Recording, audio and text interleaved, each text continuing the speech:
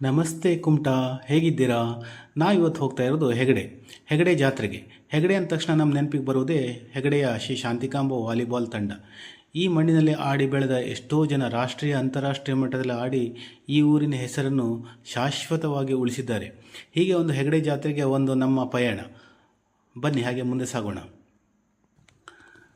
ಅಲ್ಲಿಂದ ನೇರವಾಗಿ ನಮ್ಮ ರಥದ ಕಡೆ ಬಂದ್ವಿ. ಬಂದು ಬಾಳೆಹಣ್ಣನ್ನು ತಗೊಂಡ್ವಿ. 20 ರೂಪಾಯಿಗೆ 5 ಆಗಿತ್ತು. 30 ರೂಪಾಯಿ ಕೊಟ್ಟು ಬಾಳೆಹಣ್ಣು ತಗೊಂಡು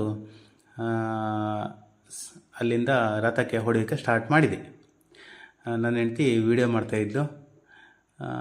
ಎಲ್ಲ ಬಾಳೆಹಣ್ಣು ಸುಮಾರು ರಥಕ್ಕೆ ಬಿದ್ದಿದೆ. ಅದು ಒಂದೆರಡು ತಪ್ಪಿದೆ ಅಂತ ಮೋಸ್ಟ್ಲಿ. ಹಾಗೆ ಮುಗಿಸ್ಕೊಂಡು ಸೀದಾ ದೇವಸ್ಥಾನ ಒಳಗಡೆ ಬಂದ್ವಿ. ದೇವಸ್ಥಾನ ಒಳಗಡೆ ತುಂಬ ಜನ ಇದ್ದರು. ಹೇಗೋ ದೇವರ ದರ್ಶನ ಮಾಡಿಕೊಂಡು ಅಲ್ಲಿಂದ ಸೀದಾ ಮತ್ತೆ ಜಾತ್ರೆ ಪೇಟೆಗೆ ಬಂದ್ವಿ. ಬಳಗಾರ ಪೇಟೆ ಅಂತೂ ತುಂಬ ರಶ್ ಇತ್ತು, ನಡೆದಾಡೋದು ಕಷ್ಟ. ಅದರಲ್ಲೂ ಹೇಗೋ ಸಾಗಿ ಮುಂದೆ ಬಂದ್ವಿ. ಮುಂದೆ ಬಂದ್ವಿ. ರೋಡಲ್ಲಂತೂ ಸಿಕ್ಕಾಪಟ್ಟೆ ಜನ. ಹಾಗೆ ಒಂದು ಸಾಫ್ಟಿ ಹೈಸ್ಕ್ರೀಮ್ ತಿಂದ್ವಿ.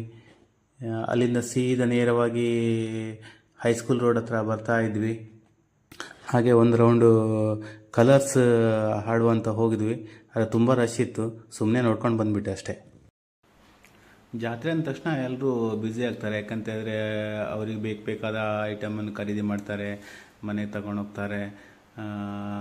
ಬೇರೆ ಬೇರೆ ಐಟಮ್ ಬರ್ತಾರೆ. ಪಿಂಗಾಣಿ ಪಾತ್ರೆ ಇರ್ಬೋದು, ಪಿಂಗಾಣಿ ಡಬ್ಬ ಇರ್ಬೋದು, ಹೊಸ ಬಗೆಯ ಐಟಮ್ ಜಾತ್ರೆ ಪೇಟೆಯಲ್ಲೇ ಸಿಗ್ತದೆ.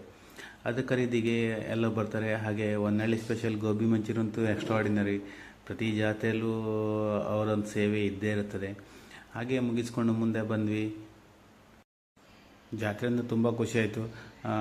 ತುಂಬ ರಶ್ ಇದ್ದರೂ ಚೆನ್ನಾಗಾಯಿತು. ಖರೀದಿ ಏನು ಜಾಸ್ತಿ ಮಾಡಲಿಲ್ಲ. ಹಾಗೆ ಮುಗಿಸ್ಕೊಂಡು ಹಾಗೆ ನಮ್ಮ ಮನೆ ಕಡೆ ನಾವು ಹೊರಟಿದ್ವಿ. ಇಷ್ಟ ಆದರೆ ಹಾಗೆ ಶೇರ್ ಮಾಡಿ, ಕಾಮೆಂಟ್ ಮಾಡಿ. ಧನ್ಯವಾದಗಳು.